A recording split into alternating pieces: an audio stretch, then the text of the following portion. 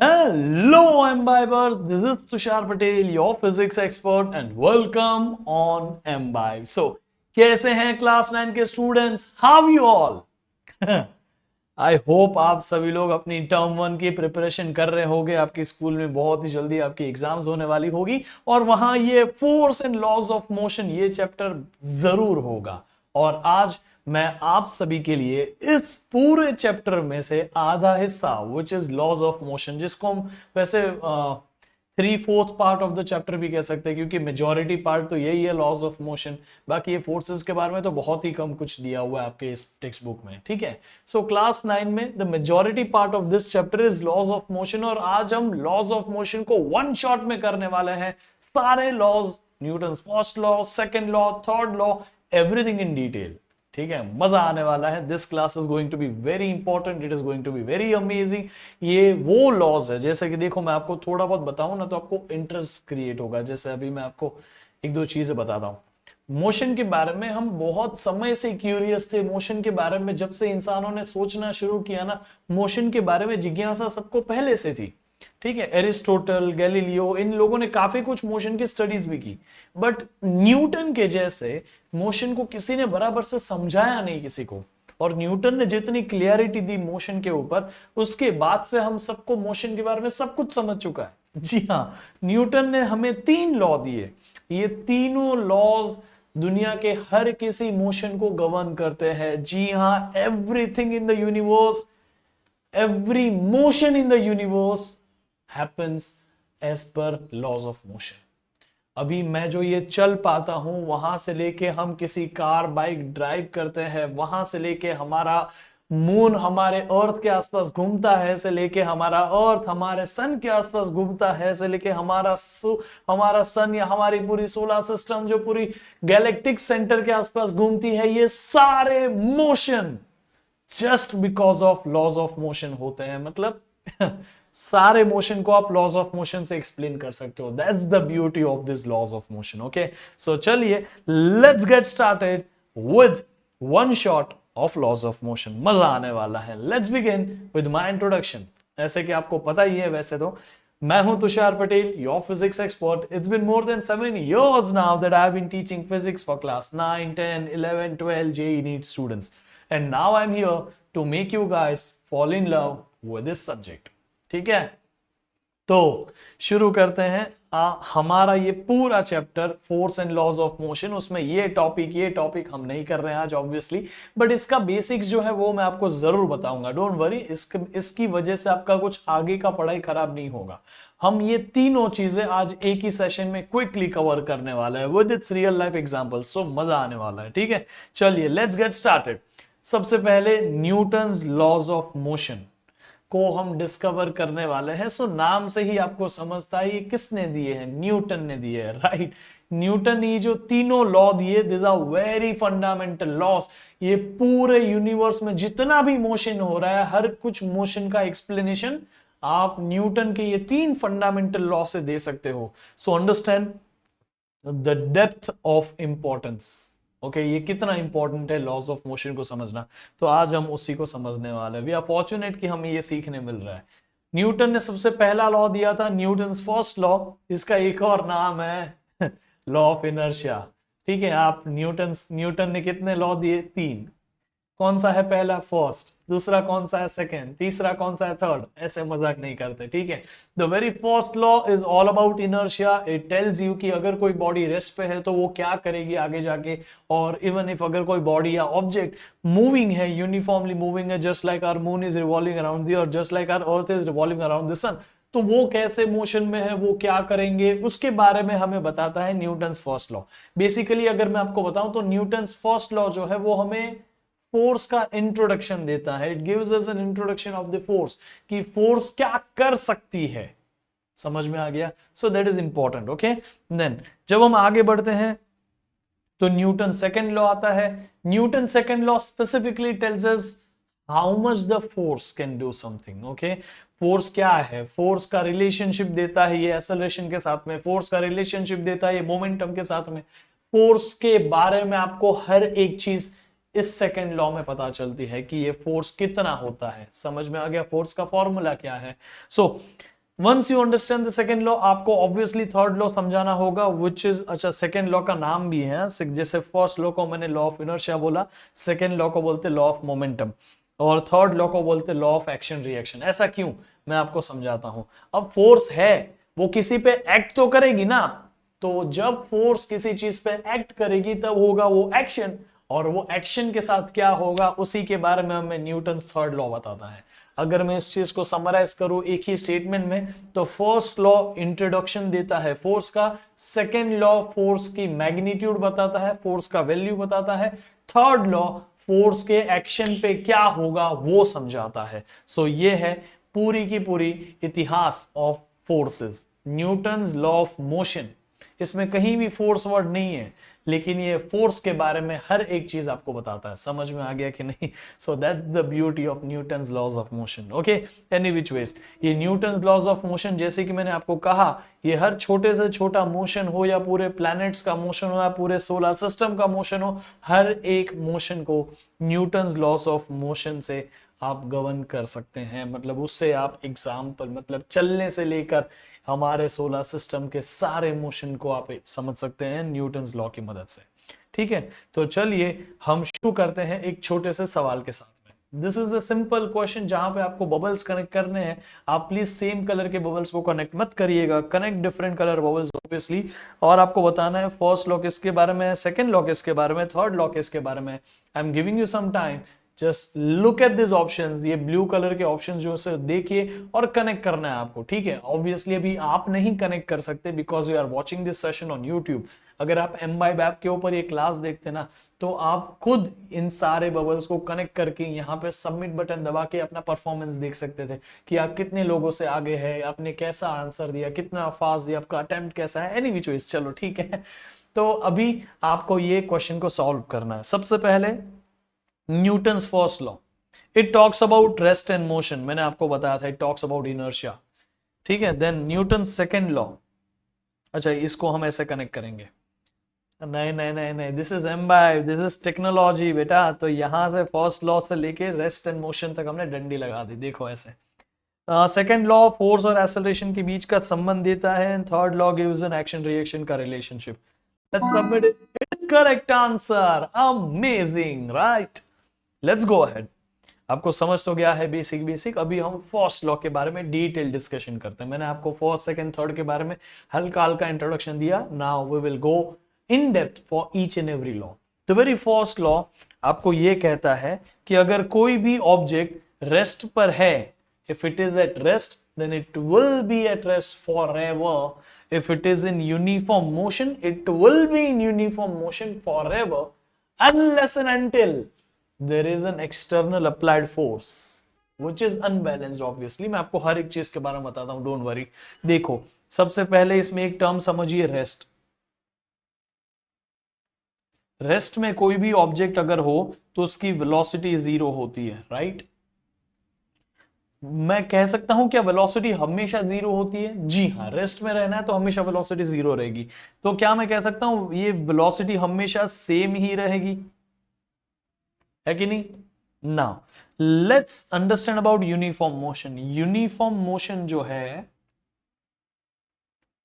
If something is in uniform motion, उसकी velocity कुछ number रहेगी, 5 metre per second square, 10 metre per second square, 2 metre per second square, but वो velocity कुछ constant number तो रहेगी ही, but वो velocity हमेशा सेम ही तो रहेगी।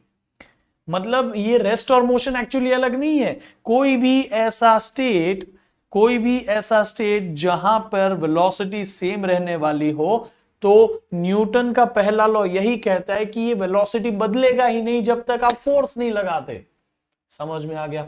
Newton first law tells you this very simple thing कि आपने जब तक आप बाहर से एक्सटर्नली इस ब्लॉक के ऊपर फोर्स नहीं लगाते, तब तक इसकी वेलोसिटी चेंज होने वाली नहीं है। Its velocity, if it is zero, it will be zero forever. It will remain same forever. If its velocity is some number, some constant value, let's say 5 meter per second, 10 meter per second, it is going to be same forever. समझ में आ गया कि नहीं? सो ये हमें बताया जाता है कि रेस्ट पे है तो ऑब्जेक्ट रेस्ट पे ही रहेगा क्योंकि उसकी वेलोसिटी सेम मेंटेन करनी है। कोई ऑब्जेक्ट यूनिफॉर्म मोशन में है तो यूनिफॉर्म मोशन में ही रहेगा क्योंकि उसकी वेलोसिटी सेम मेंटेन करनी है। Non living things can not change their velocity on its own. मैं लिविंग हूं, मेरी मर्जी है मैं कभी फास्ट हो कभी स्लो हो, लेकिन अगर मेरे पास में कोई चीज है जैसे कि let's say this is non living thing, ये बॉल नॉन लिविंग है, तो ये खुद ब खुद मूव नहीं करेगा यार, it is non living. If it is at rest it will always be at rest if it is in uniform motion. कब होगा? जब इसके ऊपर कोई एयर का रेजिस्टेंस नहीं होगा, कोई फ्रिक्शन नहीं होगा। ऐसा हो सकता है कहां? स्पेस में। स्पेस में आप एक चीज को ऐसे धक्का मार दो, आपने उसको कुछ वेलोसिटी दे दी, वो हमेशा उसी वेलोसिटी से आगे आगे आगे आगे चलता रहेगा। आई होप मैं आपको समझा पाया, है ना?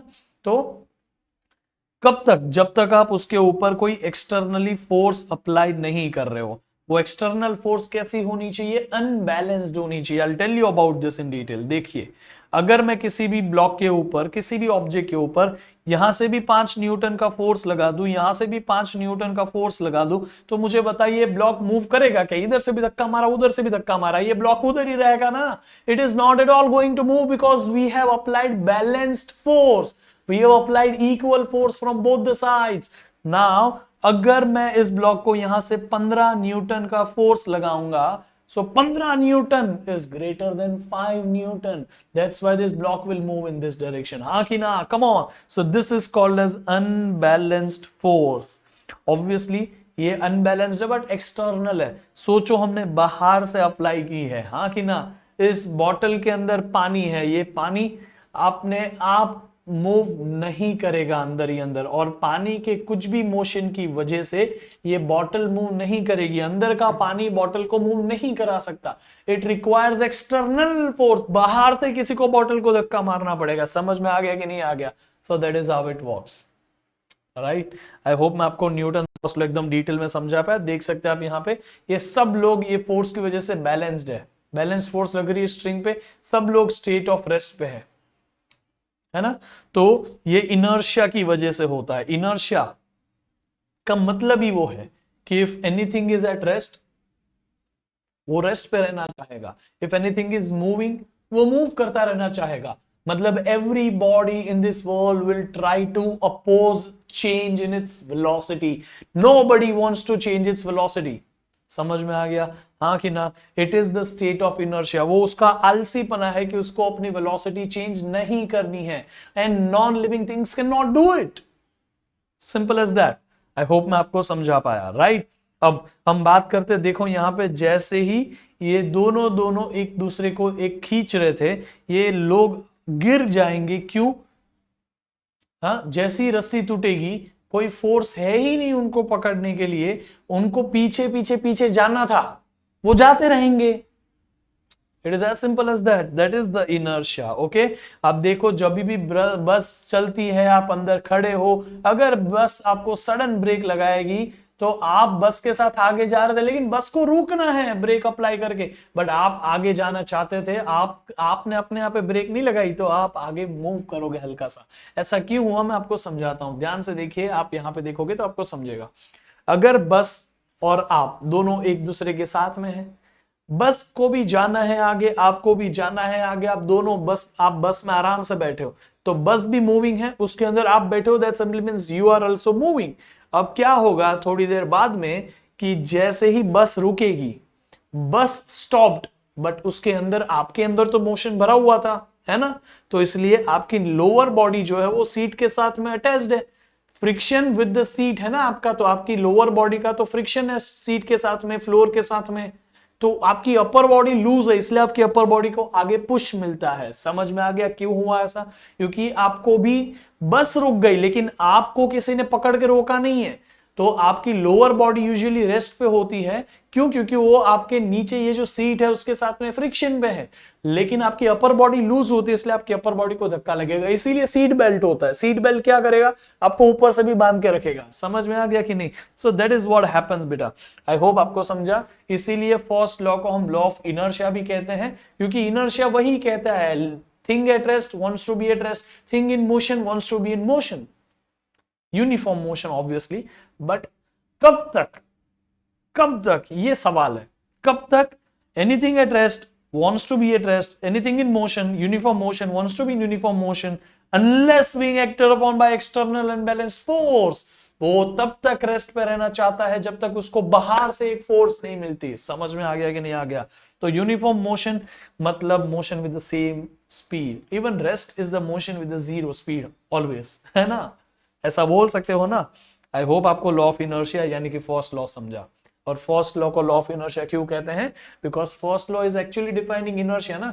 इनर्शिया क्या कहता है? जो चीज रेस्ट पे है वो रेस्ट पे रहेगी, जो चीज यूनिफॉर्म मोशन में यूनिफॉर्म मोशन में रहेगी। तो फर्स्ट लॉ भी ये कहता है हाँ रहेगी, पर कब तक? जब तक एक्सटर्नल अनबैलेंस्ड फोर्स नहीं लगाते। समझ में आ गया कि नहीं? That is the beauty of it. Now there is an amazing quiz. आपको बताना है ये बॉटल को आप, ये ग्लास ऑफ वाटर को आप ए पोजीशन से बी पोजीशन ऐसे धक्का मार के लेके जाओगे। ओके, तो यहां पे पहुंचने के बाद ग्लास के अंदर पानी का पोजीशन कैसे रहेगा ये आपको बताना है। This is a good question बेटा। आप सोचो 1 मिनट के लिए अच्छे से। मैं स्क्रीन से चला जाता हूं और आप अच्छे से इसको सोचो, फिर मुझे बताओ, मैं आंसर देता हूं इसका।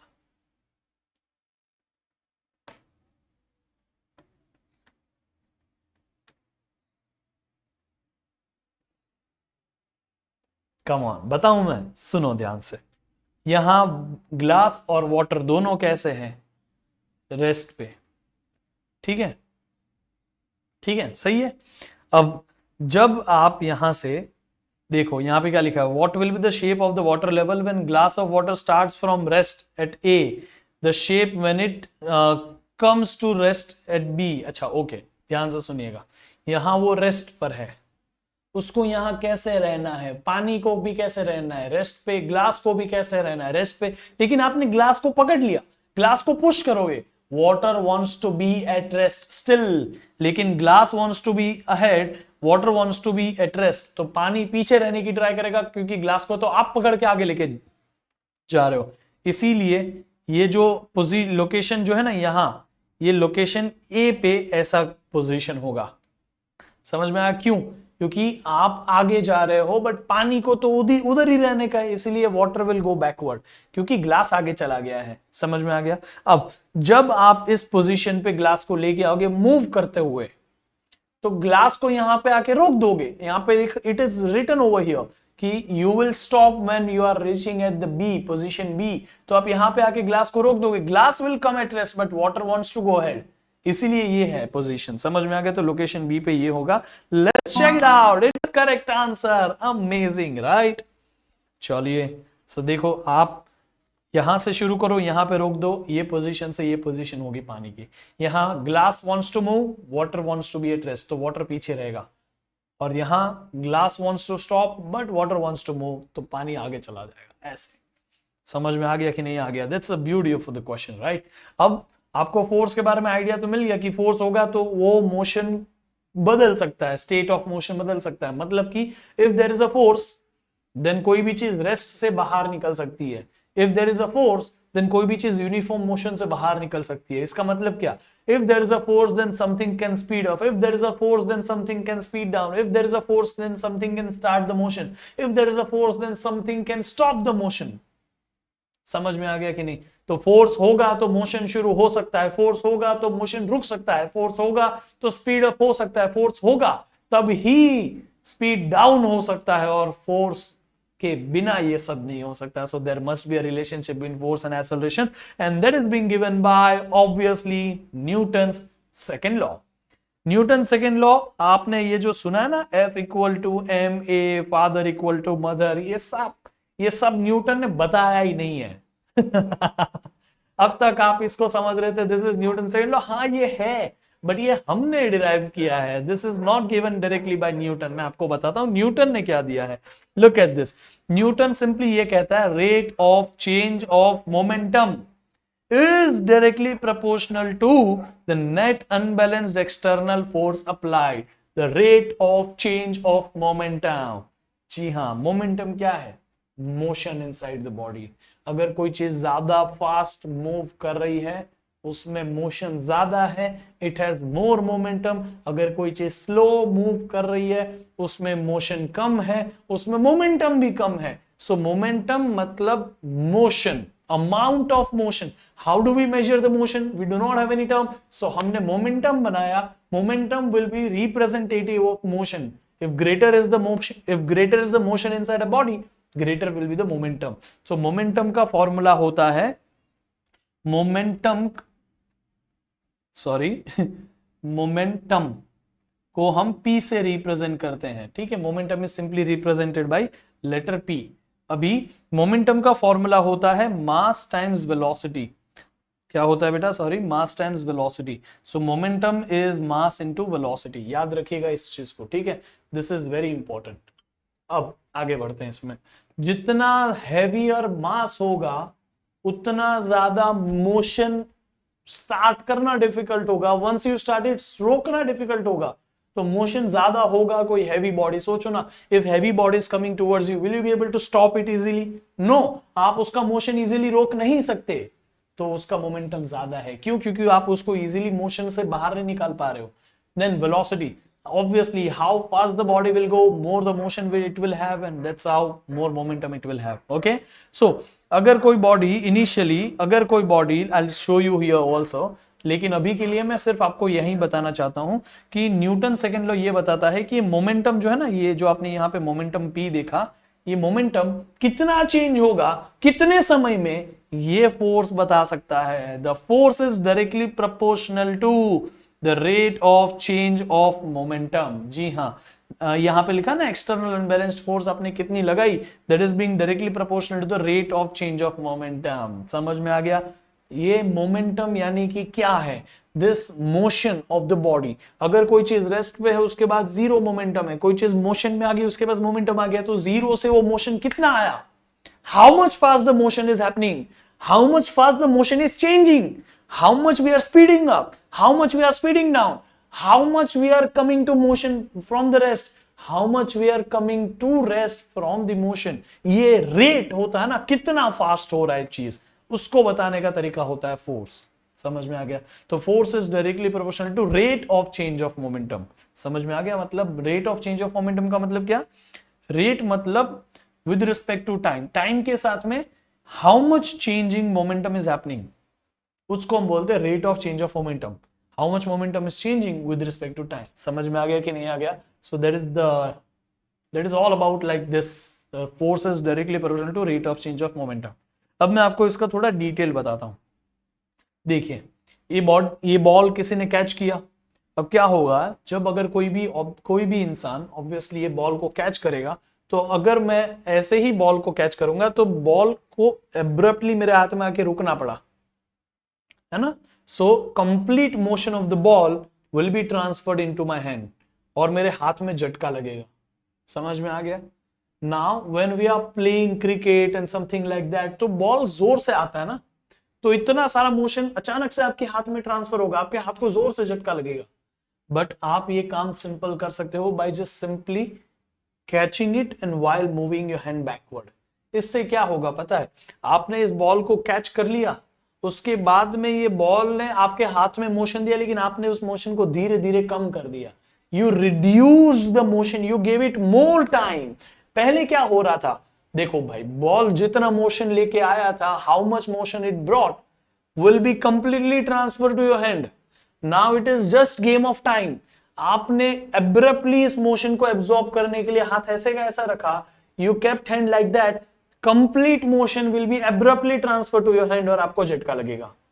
आपके हाथ में तुरंत ये मोशन ट्रांसफर होगा, आपके हाथ को झटका लगेगा, and that might be a injury of this thing. Okay, अभी बात ये होता है कि अगर आप बॉल को कैच करो फिर आप हाथ पीछे भी ले लो, तो you are taking more time to absorb that motion. आप बॉल के साथ में हाथ पीछे ले रहे हो, मतलब बॉल को अचानक से रेस्ट पे नहीं आना पड़ा. Now there is so much amount of more time involved in this particular case, so that आपके हाथ में मोशन धीरे धीरे ट्रांसफर हो रहा है, and the rate is slower.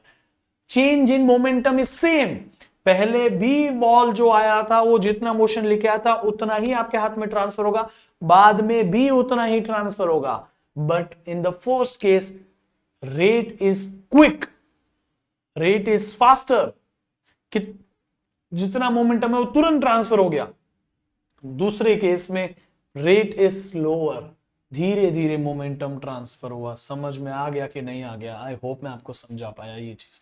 Come on please tell me, I hope आपको समझा। तो force is actually directly proportional to the rate of change of momentum. अगर फील्डर उसके हाथ पीछे पुल कर लेता है तो उससे डिक्रीज हो जाता है rate of change of momentum. इसमें क्या चेंज होता है? रेट डिक्रीज होता है या मोमेंटम डिक्रीज होता है? मोमेंटम उतना ही रहता है, रेट डिक्रीज हो जाता है। इसीलिए आपके हाथ पे कम फोर्स लगेगी जब आप हाथ में कैच पकड़ के हाथ को पीछे ले लोगे। समझ में आ गया? So this is what is going to happen. A force by the ball on the hand is less due to decrease in its rate of change of momentum. समझ में आ गया कि नहीं? आई होप आपको समझा कि क्यों ऐसे कैच पकड़ना चाहिए, ना कि ऐसे। चलो, आई होप आपको समझा। अब आप देखो, जब भी आप जंप करते हो कहीं पे भी तो ऐसी अरेंजमेंट होती है जहां पे आप क्वेश्चन पे गिरोगे या फिर कोई ऐसे बेड पे गिरोगे जिसकी वजह से आप जब उसके ऊपर जंप करके गिरोगे तो मोशन का मोमेंटम इस पूरे में एब्जॉर्ब करवाया जाएगा। समझ में आ गया? तो आपकी बॉडी से जो भी मोमेंटम आएगा वो धीरे धीरे, ये देखो, सब में एब्जॉर्ब हो रहा है। ग्राउंड पे ऐसा नहीं होगा, एब्रप्टली मोशन ट्रांसफर होगा तो आपको जोर से लगेगा भी। ये सब की वजह से आप इंजरी से बच सकते हो। अगर नीचे बेड कुछ है, कुछ गद्दी है जो आपका मोमेंटम एब्जॉर्ब करने के लिए है। समझ में आ गया? देखिए आप यहाँ पे again look at this.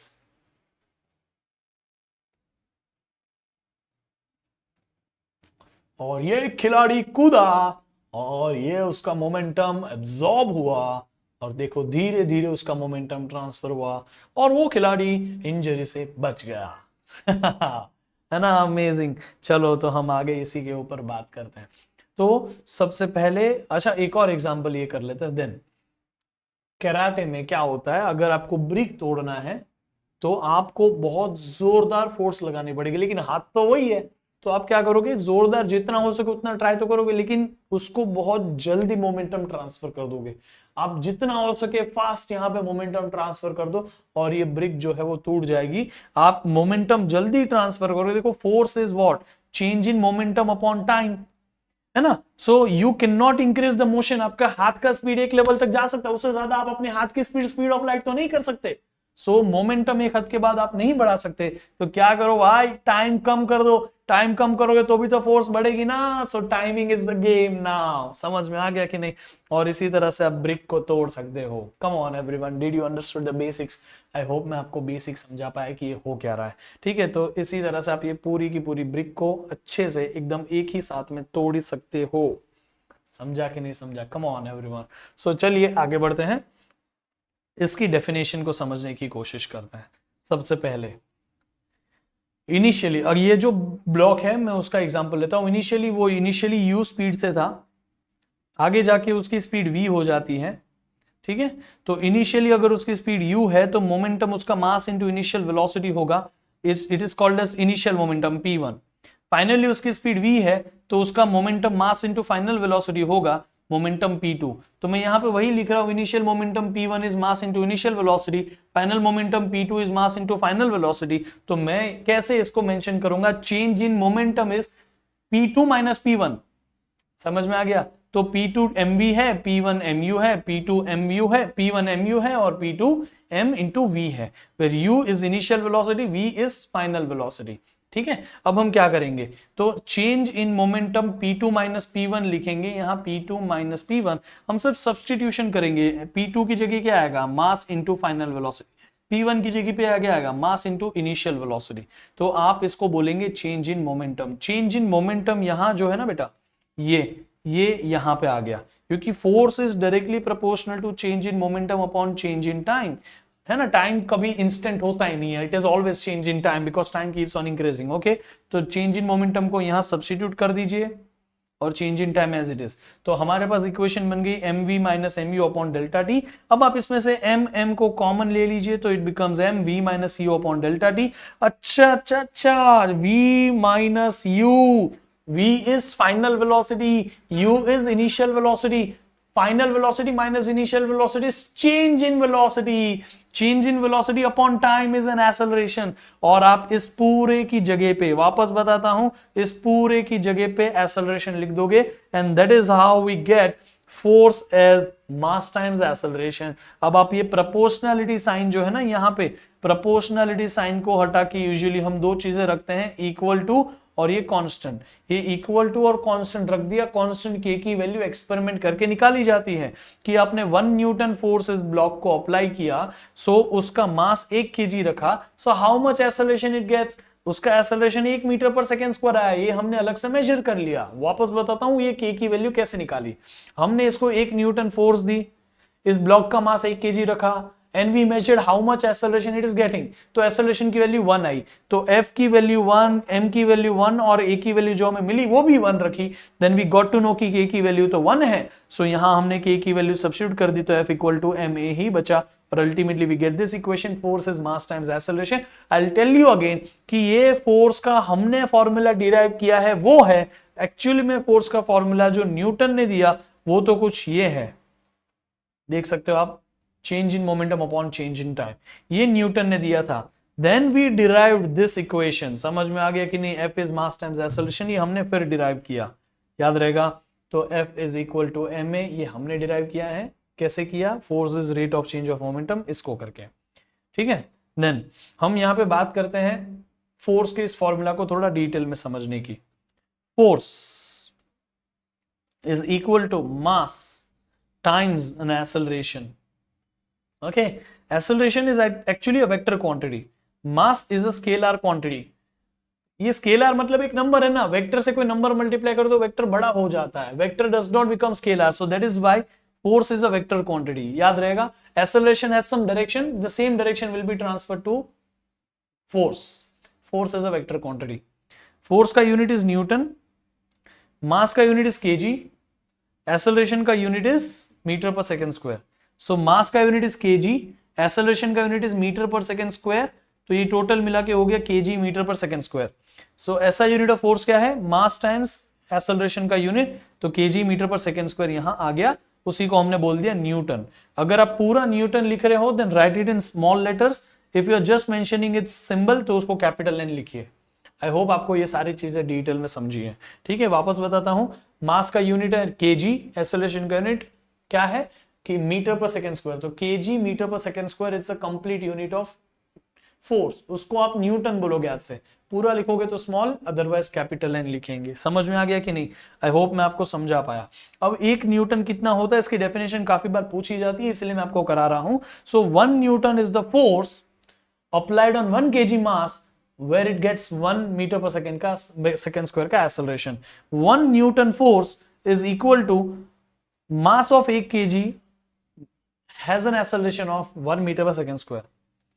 1 newton force आप तब बोलोगे जब 1 केजी का mass 1 metre per second square के एक्सेलरेशन से मूव करे।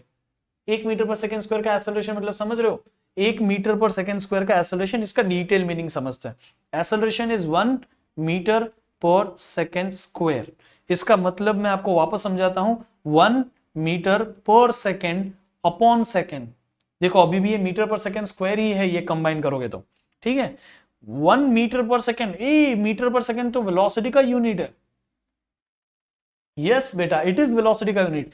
उसकी वेलोसिटी एक की बढ़ेगी, ऊपर वेलोसिटी का यूनिट है ना, मतलब ऊपर 1 मीटर पर सेकंड जो है वो वेलोसिटी है। एक्सेलरेशन क्या कहता है कि एक की वेलोसिटी बढ़ेगी हर 1 सेकंड में, 1 metre per second velocity in every 1 second.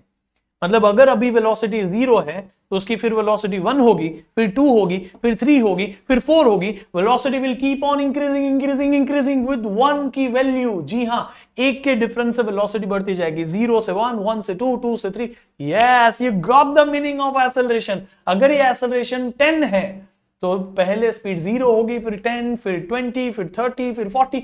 I got to know कि आपको समझ चुका है ये, है ना। तो प्लीज लाइक ठोकिए जरा इस वीडियो पे, एनी विच वेज। चलिए, तो 1 न्यूटन फोर्स उतना है जब 1 केजी का mass 1 metre per second square के एक्सेलरेशन से मूव करे, यानी हर 1 सेकेंड में 1-1 metre per second square, 1-1 metre per second की वेलोसिटी से बढ़ता रहे। पहले उसकी स्पीड 0 हो, फिर 1, फिर 2, फिर 3, ऐसे हो जाए। आई होप आपको समझा। Now there is a quiz for you, come on, this is a simple question. देखो कितना इंटरैक्टिव क्वेश्चन है। There is a footballer who wants to kick the ball, 3D में है ये, अमेजिंग राइट। सो हम यहां पे बात करते हैं कि क्या है। Football player kicks a ball which is at rest, the momentum of the ball changes from 0 to 5 kg metre per second in 1 second. Okay, 5 kg metre per second in 1 second. सोचो, ये अल्टीमेटली आपको यही कह रहा है, momentum पहले 0 था, P1 is 0, P2 is 5 kg metre per second, और उसका टाइमिंग कितना है, टाइम इज 1 सेकेंड। 1 सेकेंड में जो मोमेंटम चेंज होता है वही फोर्स होता है भाई। एनी विच वेज, चलो, force applied by the player, 0 से 5 इन 1 सेकेंड। सो आंसर इज चलो आप बताइए तब तक, 10, 20, 5, 8। Force is P2 minus P1। Calculation हम फिर भी करेंगे, मुझे पता है कि आप आंसर समझ चुके हो, आंसर इज सिंप्लीफाई, बट कैसे वो समझाने का मेरा फर्ज बनता है। सो यहाँ P2 minus P1 upon T, तो F इज इक्वल टू, यहाँ पे क्या आएगा बेटा, P2 is 5, P1 is 0 upon time is 1, force is equal to 5 Newton, and for that reason this ball will be kicked। Select करते हैं, चलो submit किया, it is correct answer, very nice. I hope आपको समझा, ठीक है।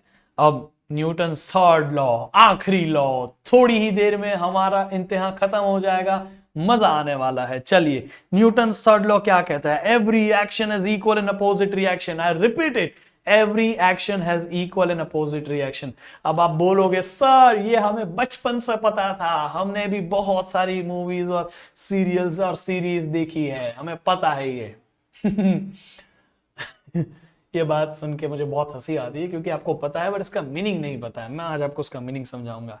आपको जो मीनिंग बताया गया ना, सब रॉन्ग थे।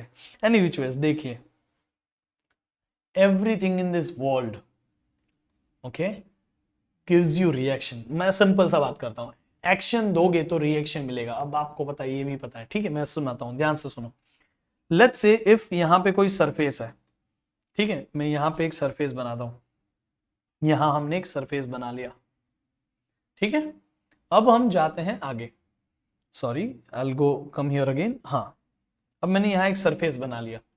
अब there is a ball over here, हम एक बॉल भी बना देते हैं, ठीक है। ये बॉल को ग्रेविटी खींच रही है कि नहीं, is gravity pulling this ball towards the ground. ये है ना हमारा ground, is gravity pulling this ball, yes. So there is a force of gravity. Do you agree with me और not, come on, yes there is a force. पर थोड़ी देर बाद में ये बॉल जो है वो लिटरली ये ग्राउंड को टच कर देगा, ये ball will touch the ground, ठीक है। ये बॉल जो है वो ग्राउंड को टच करेगा, कुछ ऐसे। So still gravity is pulling it downward, right or not? Still gravity is pulling it downward, हाँ कि ना, जी हाँ। बट ये जो फोर्स यहां पे थी वो किसी चीज पे एक्ट नहीं कर रही थी, बट ये वो ग्रेविटी की फोर्स है जो इस ग्राउंड के ऊपर एक्ट कर रही है। This gravity is now acting on the ground, this is the force, this force becomes an action. There is a difference between force and action। Force तब बोल सकते हैं जब वो किसी चीज पे एक्ट नहीं कर रही हो, and when the force is acting on something it becomes an action, and whenever there is an action there will be a reaction। अब अगर ये बॉल जो है वो ग्राउंड को टच करके उसको एक्शन देगा तो this ground will also give its reaction. समझ में आ गया कि नहीं, उसी को हम नॉर्मल रिएक्शन बुलाते हैं। मैं सिर्फ इतना कहना चाहता हूं, अगर ये बॉल हवा में है then there is a gravity which is pulling it downward, but that gravity is not at all acting on anything. जैसे ये बॉल हाथ में आ गया, now still there is a gravity which is pulling this ball, but this ball का gravitational force is acting on my hand, and that is how this force, जो यहां force था इसका, वो यहां एक्शन बन जाता है, और फिर वो एक्शन को मेरा हाथ रिएक्शन देगा। अगर मेरा हाथ इसको रिएक्ट नहीं कर सकता ना इक्वली, तो ये बॉल नीचे गिर जाएगा। That is why heavy things fall downward. आप उसको पकड़ोगे भी ना तो भी आप नीचे गिर जाओगे। वो कार्टून में जैसे होता है ना, वो चीज उठाने गया, दपक करके नीचे गिर गया, ऐसे हो जाएगा। क्यों? क्योंकि आपका हाथ उसको सफिशिएंट रिएक्शन नहीं दे पा रहा होगा, तो एक्शन ज्यादा होगी, रिएक्शन आपका हाथ उसको नहीं दे पा रहा, इसीलिए आपका हाथ उसको होल्ड भी नहीं कर पाएगा। अभी मेरा हाथ इस बॉल को होल्ड कर पा रहा है, मतलब जितना ये नीचे जाने के लिए एक्ट कर रहा है कब से, उतना मेरा हाथ उसको ऊपर धक्का मार के रख रहा है, मतलब मेरा हाथ कैपेबल है उसको उतनी रिएक्शन देने के लिए। सो एक्शन और रिएक्शन इक्वल है, इसीलिए बॉल यहां पे रुका पड़ा है। अदर ऐसी बॉल नीचे नीचे जाता जाता अगर अर्थ का ग्राउंड भी उसको सफिशिएंट एक्शन रिएक्शन नहीं दे पाता तो ग्राउंड को छेद कर करके नीचे जाता रहता। समझ में आ गया कि नहीं? आई होप मैं आपको समझा पाया हूं उस चीज का डिटेल मीनिंग। ठीक है, तो एक्शन होगा तो रिएक्शन होगा। जैसे कि फॉर एग्जाम्पल ये बुक्स है, बुक्स जो है वो ग्राउंड को टच कर रही है, टेबल को टच कर रही है, तो वो टेबल को धक्का मार रही है कब से? अब टेबल उसको सामने धक्का मार के रखेगा तभी ही ये बुक यहां रहेगी। अगर table is not capable enough to push that book upward तो वो बुक नीचे गिर जाएगी, because downward force is greater. समझ में आ गया? So this is what is going to happen. इसीलिए हम बोलते हैं एक्शन वो है जो नोटबुक ने डाउनवर्ड एक्सर्ट किया टेबल पे, रिएक्शन वो है जो टेबल ने एक्सर्ट किया बुक पे ऊपर, और एक्शन और रिएक्शन हमेशा इक्वल होते हैं। जितना डाउनवर्ड जाता है कोई फोर्स उतना ही अपवर्ड भी लगना चाहिए। तो एक्शन रिएक्शन हमेशा इक्वल होने चाहिए। कंडीशन है एक्शन रिएक्शन की, they must be equal in magnitude, they must be opposite in direction, they must act on two different bodies. समझ में आ गया कि नहीं? मैं वापस बताता हूं कि अगर ये कोई फोर्स है तो यहां उसके सामने एग्जैक्टली अपोजिट। मैं वापस बताता हूं, अगर ये एक्शन है तो उसके सामने रिएक्शन होगा ही होगा। समझ में आ गया? ये दोनों का वैल्यू सेम होना चाहिए, ये दोनों का वैल्यू सेम होना चाहिए। अब आप मुझे यहां पे ये बताइए, एक ऊपर फोर्स है एग्जैक्टली सेम साइज की नीचे फोर्स है, ठीक है? तो एग्जैक्टली ये जितना मैग्नीट्यूड का है लेट्स से 5 न्यूटन, ये भी उतना ही मैग्नीट्यूड का है let's say 5 Newton. This is in upward direction, this is in downward direction. क्या ये एक्शन रिएक्शन है क्या? क्या ये एक्शन रिएक्शन है क्या? नहीं है। कैसे? क्योंकि ये एक्शन और रिएक्शन सेम लाइन पे होने चाहिए। ये एक्शन रिएक्शन है क्योंकि वो सेम लाइन ऑफ एक्शन पे है। ये एक्शन रिएक्शन नहीं है क्योंकि वो एग्जैक्टली मैं बोल सकता हूं यहां पे कि ये दोनों के दोनों equal in magnitude, opposite in direction, but same line में भी होने चाहिए। और दूसरी भी एक चीज है कि ये बुक इस पे एक्ट करेगी तो टेबल उस पर रिएक्ट करेगा। एक ही चीज पे एक्शन रिएक्शन दोनों नहीं आ जाएगा। समझ में आ गया? एक चीज एक्ट करेगी तो दूसरा चीज रिएक्ट करेगा ना। दोनों काम एक ही चीज नहीं कर सकती। समझ में आ गया कि नहीं? So there must be two different bodies. ये कंडीशंस याद रखिएगा एक्शन रिएक्शन के लिए। आप इसे एक बार अच्छे से इसे रीड करिए, आपके लिए अच्छा पड़ेगा बेटा। समझा कि नहीं?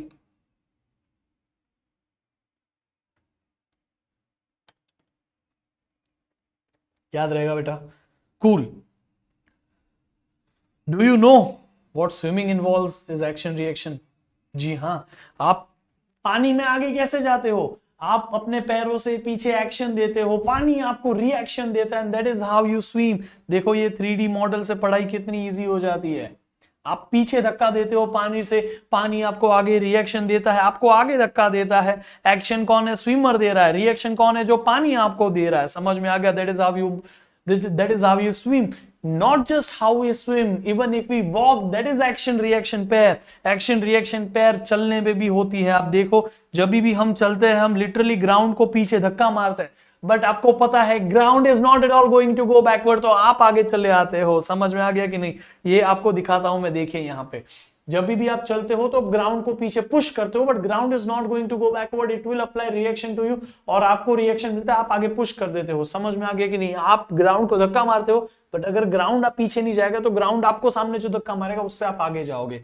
मैं आपको वापस यहाँ पे दिखाना चाहूंगा, ये देखो एक्शन रिएक्शन पेयर, देखिए। समझ में आ गया? एक्शन क्या है? The man exerts force on the earth in backward direction, देखो। और रिएक्शन क्या है? Earth exerts equal force on forward direction. इसीलिए आपने कभी रेसिंग देखी होगी ना, तो रेसिंग के वक्त में क्या होता है पता है? वो छोटा सा वो एक स्लोप जैसा रखते हैं, उसके ऊपर पुश करके लोग आगे जंप मार के भागते हैं। देखा आपने? मिल्खा सिंह में देखा होगा, है ना? तो ये सारी चीजें हैं। चलने में भी एक्शन रिएक्शन पेयर का यूज होता है। इवन अगर मैं बात बताऊं आपको, अभी हमने चंद्रयान 3 लॉन्च किया है ना?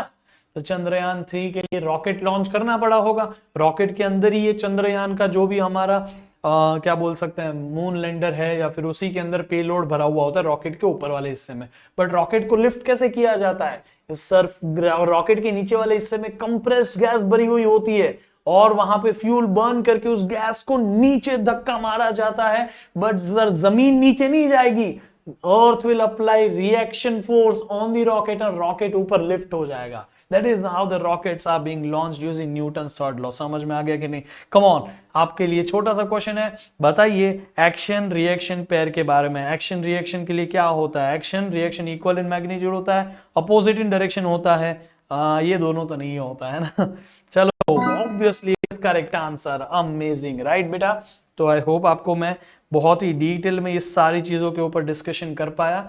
न्यूटन ने जो तीनों लॉ दिए उसमें से फर्स्ट लॉ है law of inertia, which talks about inertia. Body अगर रेस्ट पे है तो रेस्ट पे रहना चाहती है, बॉडी अगर मोशन में है तो मोशन में रहना चाहती है. It does not want to change its state unless and until it is being acted upon by external unbalanced force. समझ में आ गया? फोर्स लगेगा तो ही बॉडी रेस्ट से मोशन में आएगी, या तो मोशन से रेस्ट पे आएगी, या स्पीड अप करेगी या स्पीड डाउन करेगी, अदरवाइज नहीं कर सकती. समझ में आ गया? फिर सेकंड लॉ आपको मोमेंटम के बारे में बताता है. How much force is applied depends on the rate of change of momentum.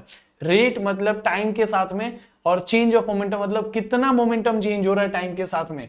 Momentum abruptly change होगा, ज्यादा फोर्स लग रही है. मोमेंटम धीरे धीरे चेंज होगा, कम फोर्स लग रही है. समझ में आ गया? So F is proportional to delta P upon delta T और मास इनटू एक्सेलरेशन. समझ में आ गया? और third law is obviously action reaction pair. There is a difference between force and action. Force action बन सकती है बट हर एक्शन फोर्स नहीं होती. मैं वापस बताता हूं. हर एक्शन फोर्स होती है बट हर फोर्स एक्शन नहीं होती.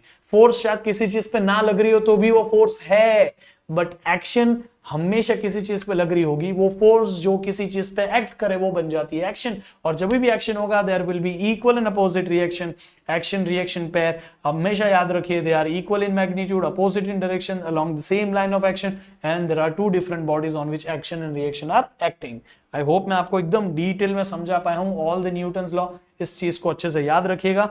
और आपको ऐसे ही छोटे छोटे वीडियोस के फॉर्म में सीखना हो, सिंपली आप www.mbibe.com पे जाइए या mbibe ऐप डाउनलोड कर लीजिए. यहां से आप सिलेक्ट करिए आपका CBSE class 9 language of study, मतलब आप इंग्लिश में पढ़ना चाहते हैं, हिंदी में, बोथ आर अवेलेबल. ठीक है, यहाँ पे जाइए आप लर्न पे. देखो वैसे तो मैं आपको बता दूं, ये जो भी मैंने पढ़ा है ना, ये चैप्टर में ऑलरेडी कवर कर चुका हूं. वहां पे आप देखो, यहाँ पे mbibe ऐप पे ऊपर mbibe लाइव क्लासेस में जाइए. मैं ऑलरेडी कवर कर चुका हूं ये चैप्टर. अभी हम ग्रेविटेशन पढ़ रहे हैं. This was the first session of the gravitation, आप देखिएगा. और ये सेकंड सेशन है. अगर आपके एग्जाम में ये चैप्टर पूरा है, मोशन चैप्टर पूरा है, ग्रेविटेशन है, जरूर mbibe ऐप पे आइए. मैं एवरी ट्यूसडे थर्सडे को शाम को 7 बजे सेशन लेता हूं, जरूर देखिएगा, मजा आएगा. That is an interactive platform. यहाँ पे जो भी अच्छी अच्छी क्विजेस मैंने आंसर करी ना, उसको आंसर करने का मौका आपको मिल सकता है. ठीक है, और आप छोटे छोटे वीडियो से समझना चाहो, ऐसे mbibe एक्सप्लेनर वीडियोस देख के समझिए, मजा आएगा आपको. ठीक है, बाकी तो mbibe में जो भी बुक्स आपको प्रैक्टिस करना हो, सारे बुक्स अवेलेबल है. एनसीईआरटी क्यों ना हो, लखमीर सिंह क्यों ना हो, हर कोई बुक यहाँ अवेलेबल है. Just click on this book, select the chapter, select the topic and start practicing. देखिए, it is as simple as that. देखो, force and laws of motion, first law of motion, मैंने इसके यहाँ पे ये practice करने के लिए क्वेश्चन भी मिल गए, उसके रिलेटेड छोटे छोटे वीडियोस भी मिल गए. सो this is the beauty of mbibe. I hope आपको ये क्लास बहुत अच्छा लगा. प्लीज इस सेशन को लाइक करेगा. कौन सा ऐसा टॉपिक आप मुझसे सीखना चाहते हैं मुझे बताइए इस वीडियो के कमेंट बॉक्स में कमेंट करके, और आपके सारे फ्रेंड्स को इस सेशन को शेयर करिए, बिकॉज उनकी एग्जाम के लिए उससे इसी से उसको बेनिफिट होगा. यहाँ पे we are not wasting any time. आपका समय बहुत मूल्यवान है, जिसको हम जितना ज्यादा वैल्यू करें उतना ज्यादा अच्छा रहेगा. So we are not wasting your time, we are just putting 100% of our efforts to make your learning effortless. Okay, so I hope कि आप इस वीडियो को लाइक करेंगे. इसी तरह आप हमें अप्रिशिएट कर सकते हैं हमारी मेहनत को. तो पढ़ते रहिए, मचाते रहिए. Till then keep imbibing. Keep imbibing. We believe in you.